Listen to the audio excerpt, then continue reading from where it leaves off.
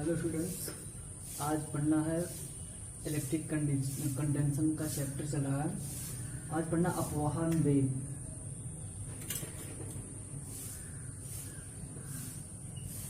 अपवहन वेग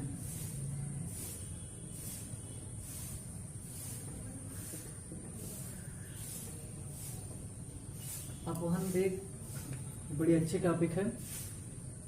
तो अगर हम इसको पढ़ना चाहते हैं तो हमें ये पढ़ना होगा कि एक हम सामान्य चालक की बात करते हैं।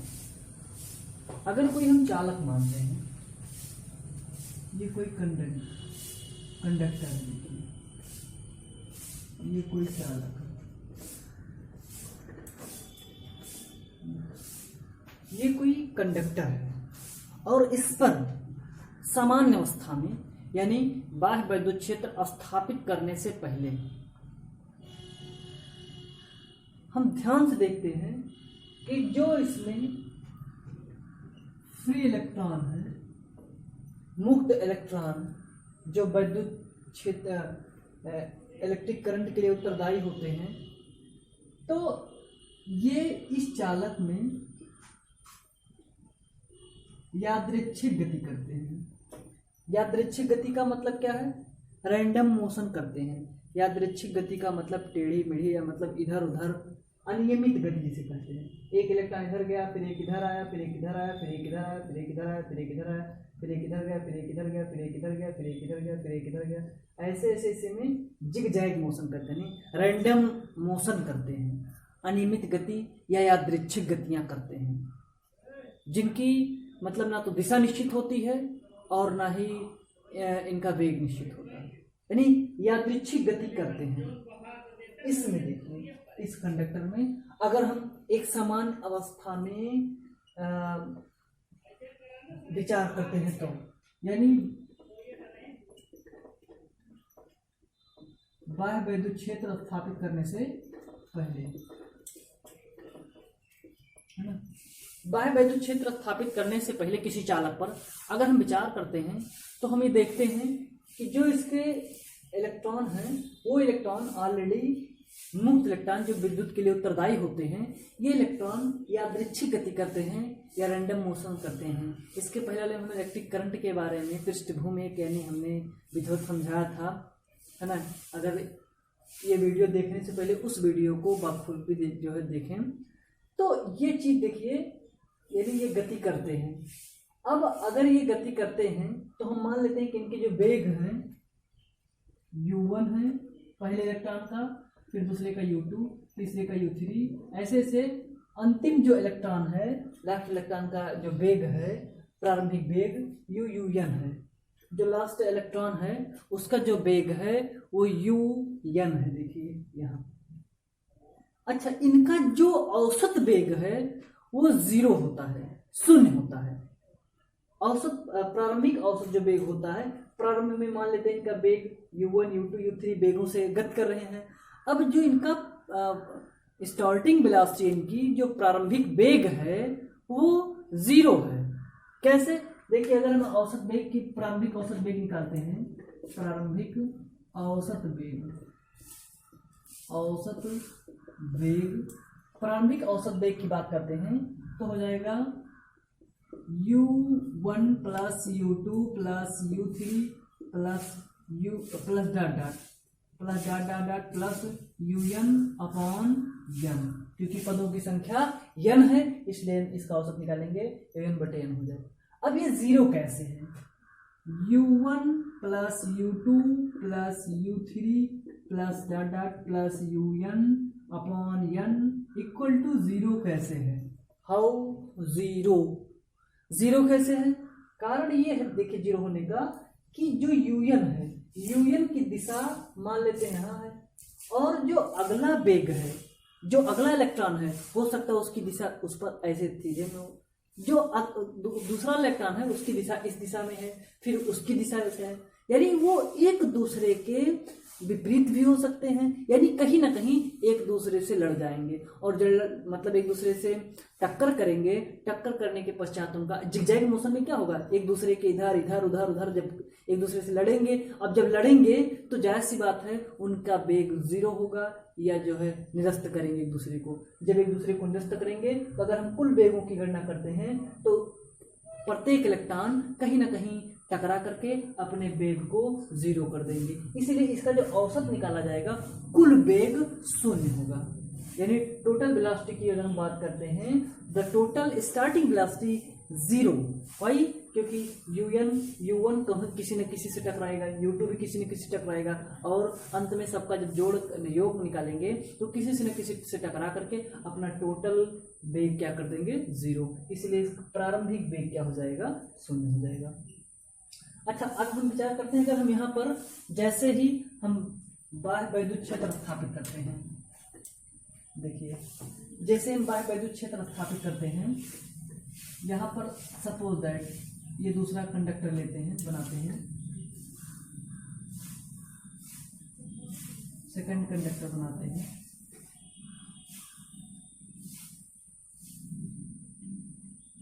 ये दूसरा कंडक्टर बनाते हैं। देखिए इस कंडक्टर को मान लेते हैं कि बैटरी से जोड़ के कनेक्ट कर देते हैं।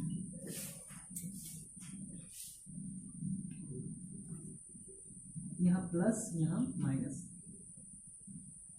जब हम इसको बैटरी से कनेक्ट करते हैं तो वही इलेक्ट्रॉन है तो यहाँ प्लस उत्पन्न हो जाएगा और यहाँ माइनस उत्पन्न हो जाएगा, है ना। यहाँ प्लस और यहाँ माइनस, जब यहाँ प्लस और माइनस उत्पन्न हो जाएगा तो ये प्लस माइनस विभवांतर स्थापित करते हैं और ये विभवांतर जो स्थापित कर रहे हैं ये इलेक्ट्रॉनों पर एक फोर्स लगाएंगे, क्योंकि यहाँ पर एक वैद्युत क्षेत्र स्थापित हो जाएगा जो इस दिशा में रहेगा, प्लस से माइनस की तरफ रहेगा, है ना। अब प्लस से माइनस की तरफ रहेगा तो इस पर जो है एक फोर्स लग जाएगा और फोर्स लगने के पश्चात जो इलेक्ट्रॉन इधर उधर गति कर रहे हैं ये इलेक्ट्रॉन एक दिशीय गति का दौड़ने लगते हैं और वो कहाँ दौड़ेंगे, प्लस की ओर दौड़ेंगे।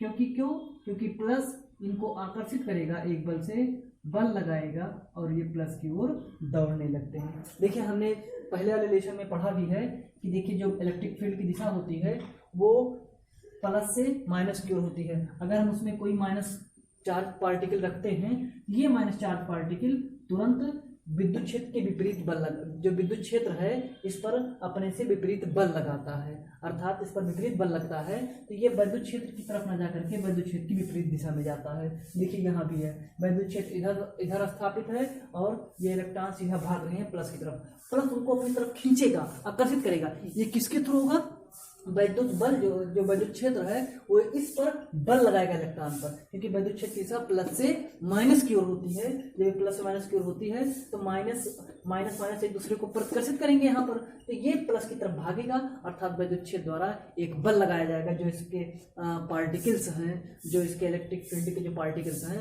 वो माइनस पर बल लगाएंगे, वैद्युत बल लगाएंगे, वो प्रतिकर्षण का तुरंत भागेगा कहाँ, प्लस की तरफ। और यही जो बल लगता है, ये जो इलेक्ट्रॉन्स हैं ये इलेक्ट्रॉन्स सीधे प्लस की तरफ भागते जाते हैं और ये प्लस की तरफ भागने के पश्चात जो वेग प्राप्त करते हैं तब इनका वेग शून्य नहीं होता है। क्यों? क्योंकि देखिए अब ये एक दिशा में गति कर रहे हैं, एक दूसरे से टकरा नहीं रहे हैं। तब हम लोग मान लेते हैं कि इनका वेग अब u से क्या हो गया, v हो गया बैटरी लगाने के पश्चात, तो हो जाएगा v1 प्लस v2, है ना, v1 plus v2 plus v3 plus dot dot dot plus vn और बटे क्या हो जाएगा n।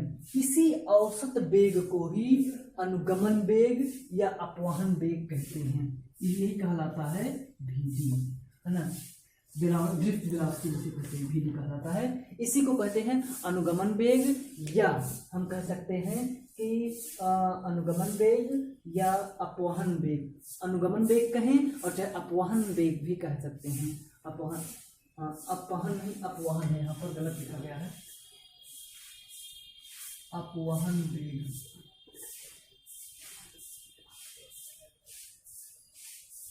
अपवहन वेग, है ना, ये अपवहन वेग है तो इसी को कहा जाता है अपवहन वेग। अब इसकी डिफिनेशन कैसे निकालेंगे?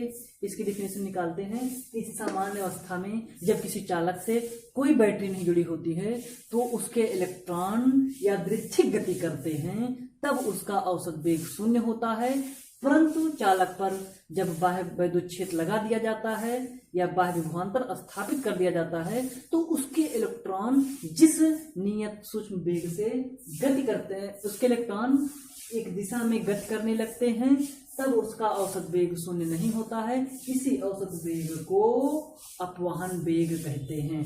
फिर से सुनिएगा, फिर से सुनिए कि जब किसी सामान्य अवस्था में किसी इलेक्ट्रॉन पर जब बाह्य वैद्युत क्षेत्र नहीं लगाया जाता है तो उसके जो इलेक्ट्रॉन हैं वो यादृच्छिक गति करते हैं, तो उसका प्रारंभिक औसत वेग शून्य होता है या उसका वेग शून्य होता, औसत वेग शून्य होता है।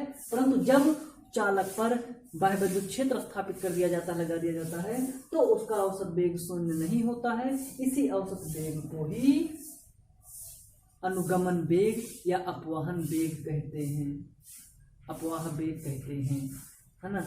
अपवहन वेग कहते हैं, अनुगमन वेग कहते हैं। यहाँ लिख सकते हैं अनुगमन वेग, अनुगमन वेग, अपवहन वेग, अपवाह वेग या अनुगमन वेग भी कहते हैं। देखिए ये equal to V1 V2 V3 और ये किसके बराबर होगा? Vd के बराबर होगा। इतना याद रखिएगा, इतना आप जान लीजिए कि ये Vd के इक्वल होता है, Vd के बराबर होता है। अब हम आगे इसका डेरिवेशन निकालेंगे, अपवहन वेग का डेरिवेशन क्या होता है।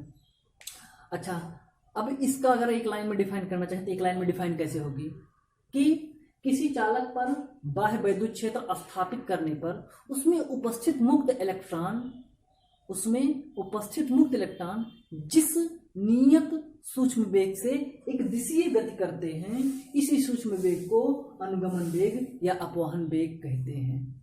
एक लाइन की डिफाइन हम लोग कैसे कर सकते हैं कि किसी चालक पर बाह्य वैद्युत क्षेत्र स्थापित करने पर या बैटरी से जोड़ने पर उसमें उपस्थित मुक्त इलेक्ट्रॉन जिस नियत सूक्ष्म वेग से एक दिशीय गति करते हैं, इसी नियत सूक्ष्म वेग को ही अपवहन वेग, अनुगमन वेग या अपवाह वेग कहते हैं। इसको 3 नामों से भी जाना जा सकता है। यानी किसी चालक में बाह्य वैद्युत क्षेत्र स्थापित करने पर चालक में उपस्थित मुक्त इलेक्ट्रॉन जिस नियत सूक्ष्म वेग से एक दिशीय गति करते हैं, इसी सूक्ष्म वेग को ही अनुगमन वेग या अपवहन वेग या अपवाह वेग कहते हैं। अब आइए इसके लिए हम डेरिवेशन प्राप्त करते हैं।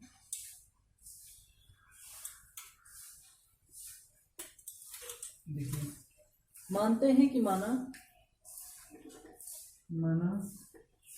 चालक पर बाह्य वैद्युत क्षेत्र स्थापित किया जाता है, क्षेत्र लगाया जाता है।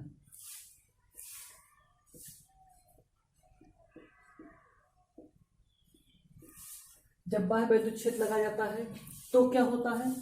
तो जो बाह्य वैद्युत क्षेत्र है वो इलेक्ट्रॉनों पर एक बल लगाता है। वो बल कौन सा होता है? तब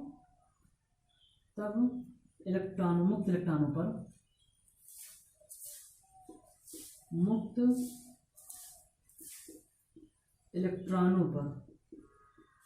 इलेक्ट्रॉनों पर लगने वाला बल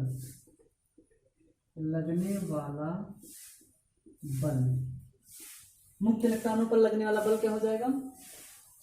F बराबर में पढ़ा होता है QE पहले चैप्टर में।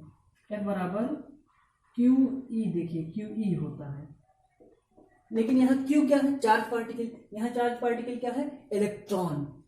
यहाँ चार्ज पार्टिकल इलेक्ट्रॉन है, इसलिए -E और कैपिटल E। -E और कैपिटल E क्यों लिखा जाता है? यहाँ चार्ज पार्टिकल क्यों ना होकर के E है, स्मॉल E है, इलेक्ट्रॉन को स्मॉल E से व्यक्त करते हैं, और कैपिटल E क्या है? वैद्युत क्षेत्र है। अच्छा, हम यहाँ माइनस क्यों लिख रहे हैं? माइनस लिखने का तात्पर्य यह है कि जो बल लग रहा है इलेक्ट्रॉन पर वो वैद्युत क्षेत्र के विपरीत दिशा में लग रहा है। देखिए वैद्युत क्षेत्र इधर है और जो इलेक्ट्रॉन पर बल लग रहा है वो इस दिशा में बल लग रहा है। इलेक्ट्रॉनों को जो धक्का दिया जा रहा है बल से वो इस दिशा में दिया जा रहा है, इसीलिए यहाँ माइनस लगा है। अच्छा, लगने वाला हमने बल निकाल लिया। अब निकालते हैं बल के कारण त्वरण। माना इलेक्ट्रॉन का द्रव्यमान, इलेक्ट्रॉन का द्रव्यमान स्मॉल m है, तो जब बल लगेगा तो बल के कारण उसके वेग में चाहे वृद्धि होगी, यानी उसके वेग में परिवर्तन होगा, और जब उसके वेग में परिवर्तन होगा तो उसमें त्वरण उत्पन्न हो जाएगा। यम है तो माना इलेक्ट्रॉन का द्रव्यमान m है तो बल के कारण त्वरण, के कारण त्वरण, बल के कारण त्वरण कितना हो जाएगा? न्यूटन के गति विषयक के नियम से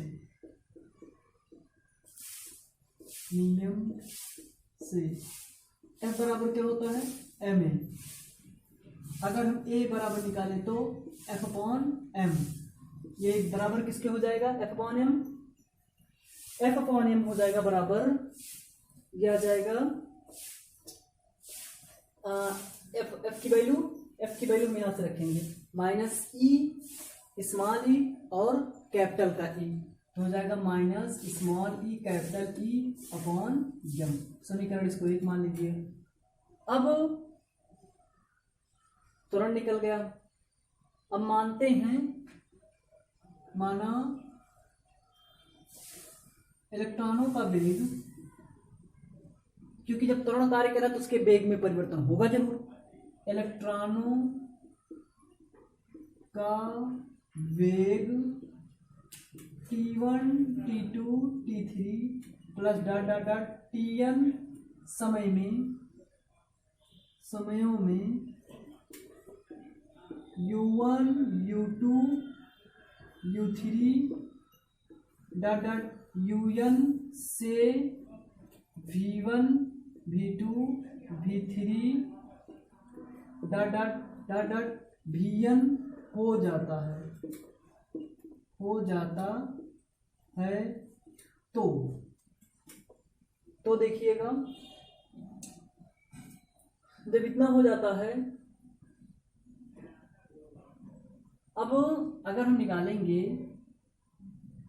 औसत वेग, देखिए औसत वेग तो ये हो जाएगा V1 plus V2 plus V3 plus dot dot plus Vn बटा m। यही किसके बराबर होता है? मैंने शुरू में बताया था कि जो अंतिम औसत वेग है वही Vd के बराबर होता है। तो Vd बराबर हो जाएगा, Vd बराबर V1 plus V2 plus V3 plus dot dot Vn बटा m। इसको समीकरण 2 मान लीजिए, है ना। इसको इक्वेशन सेकंड मान लेते हैं। अच्छा, अब अगर इसका त्वरण बदल रहा है तो वेग बदल रहा, त्वरण के कारण जो वेग बदल रहा है तो हम गति के समीकरण से हल कर सकते हैं। इसका वेग निकाल लेंगे तो गति के प्रथम समीकरण से v बराबर u प्लस at। तो अगर हम पहले इलेक्ट्रॉन की बात करते हैं तो पहले इलेक्ट्रॉन का अंतिम वेग v1 और प्रारंभिक वेग u1, त्वरण a के कारण समय t1 पर, तो हो जाएगा v1 बराबर u1 प्लस a t1। त्वरण वही, उसी त्वरण के कारण सभी के वेग बदल रहे हैं, है ना। तो ये हो जाएगा दूसरे का v2 बराबर u2 प्लस a t2। ऐसे ऐसे ऐसे ऐसे अगर हम vn की बात करते हैं, vn बराबर un प्लस a tn। कारण ये है कि मतलब जो इलेक्ट्रॉन है इसी त्वरण के कारण ही सभी इलेक्ट्रॉनों के वेग बदल रहे हैं। तो अगर हम इनका यही वैल्यू आप ले चल के समीकरण 2 में रख दीजिए। समीकरण 2 से समीकरण 2 में रखेंगे तो Vd बराबर हो जाएगा कितना, U1 plus AT1 plus U2 plus AT2, फिर इसके बाद plus U3 plus AT3 plus dot dot dot यहाँ लिख सकते हैं plus UN plus ATN, UN plus ATN यहाँ लिख सकते हैं बटे यहाँ n हो जाएगा। ओके, इतना हुआ। अब U1 U2 को सबको बाहर निकाल लेते हैं तो हो जाएगा Vd बराबर U1 plus U2 plus U3 plus dot dot plus UN, ये हो गया, और plus AT1 plus AT2 plus AT3 plus dot dot plus ATN और पूरे का बटे n। अब इसको दो पार्ट में लिख लीजिए, एक कॉमन ले लीजिए। दो पार्ट में लिखते हैं और एक कॉमन ले लेते हैं तो Vd बराबर हो जाएगा, Vd बराबर U1 plus U2 plus U3 plus dot dot plus UN बटा n, फिर plus AT1 plus T2 plus dot dot plus TN बटा n, TN है इतना। अब इसका मान शुरू में हमने क्या बताया था, प्रारंभिक जो वेग है, प्रारंभिक वेग 0 है, प्रारंभिक औसत वेग 0 होता है। तो Vd बराबर हो जाएगा 0 प्लस ये हो जाएगा T1 plus T2 plus T3 plus dot dot plus TN बटा n, है ना, इतना हो जाएगा। अब निकाल लेते हैं, देखिए T1 plus T2 plus T3 plus dot dot plus TN बटा n बराबर जो होता है वो टाउ के होता है, n इलेक्ट्रॉनों का टाइम जो समय है वो बराबर n के होता है। अच्छा, अगर हम निकालते हैं Vd बराबर तो आ जाएगा कितना, A टाउ, ये टाउ है जिसे श्रांतिकाल कहते हैं, A टाउ। Vd A का मान समीकरण 1 से देखिए, समीकरण 1 कहाँ, समीकरण 1 से, समीकरण 1 से, समीकरण 1 से Vd बराबर हो जाएगा माइनस का कैपिटल E और बटे m और फिर ये हो जाएगा टाउ। यही अनुगमन वेग के लिए व्यंजक है।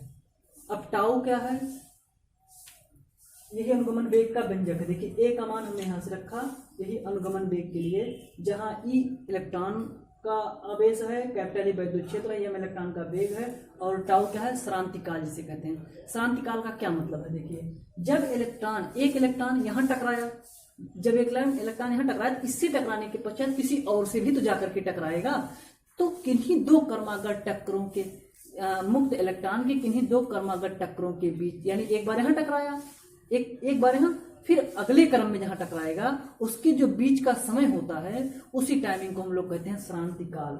श्रांतिकाल किसे कहते हैं, फिर से सुनिए, कि मुक्त इलेक्ट्रॉनों के किन्हीं दो क्रमागत टक्करों के बीच के समय को ही श्रांतिकाल कहते हैं। यानी एक बार क्रम से यहाँ टकराया, फिर उसी क्रम में जाकर के किसी और से टकराएगा, इसी को कहते हैं श्रांतिकाल, है ना। तो यानी मुक्त इलेक्ट्रॉन के, किसी मुक्त इलेक्ट्रॉन क्या, मुक्त इलेक्ट्रॉनों के किन्हीं दो क्रमागत टक्करों के बीच के समय को श्रांतिकाल कहते हैं, इसे टाउ से व्यक्त करते हैं, है ना।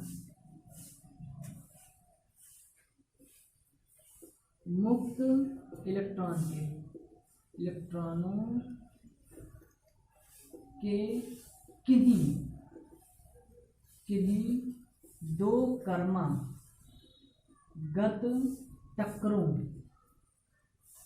टक्करों के बीच के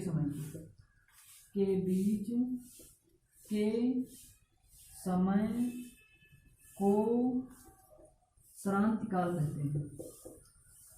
श्रांतिकाल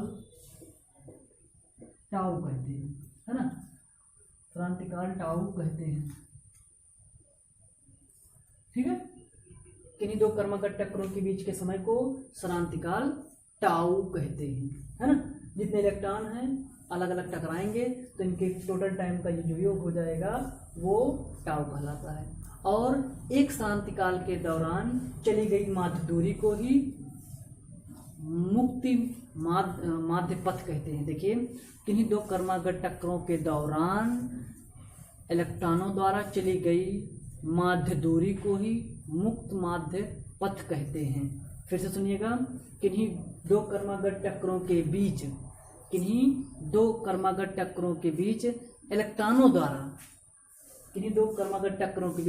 इलेक्ट्रॉनों द्वारा चली गई माध्य दूरी को ही माध्य मुक्त पथ कहते हैं। किन्हीं दो क्रमागत टक्करों के समय में, या एक, हम ऐसा भी कह सकते हैं, एक श्रांतिकाल के समय में इलेक्ट्रॉनों द्वारा चली गई दूरी को माध्य मुक्त पथ कहते हैं। और श्रांतिकाल की परिभाषा क्या हो जाएगी? श्रांतिकाल की परिभाषा किन्हीं दो क्रमागत टक्करों के बीच लगे समय को ही टाउ या श्रांतिकाल कहते हैं। Thank you. नहीं समझ में आएगा तो फिर बताइएगा।